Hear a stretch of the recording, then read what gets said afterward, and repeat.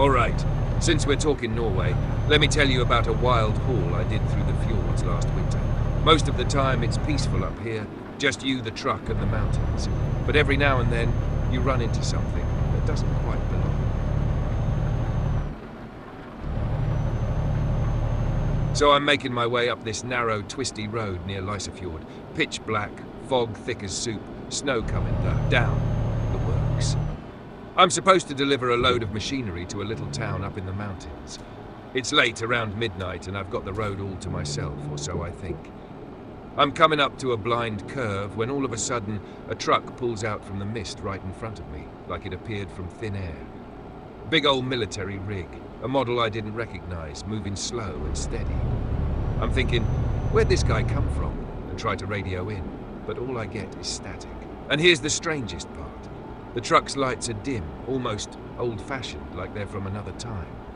I keep a little distance, figuring he'll pull off soon or speed up, but he just keeps this slow, steady pace. A minute later, another truck appears behind me. Same style, same weird dim lights. Now I'm boxed in, part of this convoy of old military trucks, nothing but fog and dark mountains all around. The only sound is the crunch of snow under the tires. We drive like that for what feels like ages, through the narrow mountain pass like I'm part of their lineup. I'm telling myself to stay calm. Maybe it's a military drill or something. Then up ahead, the lead truck signals and turns down this narrow, rocky path that wasn't even visible a second before. The fog clears just a bit, and I see what looks like a row of trucks, parked in a valley, all dark and covered in snow, some half buried. They're rusted, looking like they'd been there for decades. When I look back at the other trucks, they're gone. Just vanished into the night like they were never there. Next day, I ask around, just trying to get some sense of what I saw.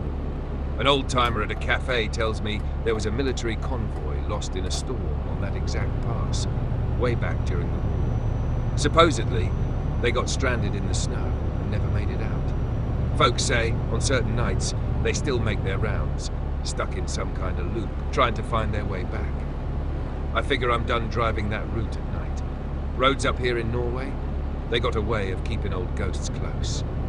So, yeah, if you ever find yourself up in those mountains and see a convoy in the fog, maybe think twice before following. Could be you end up part of the line yourself.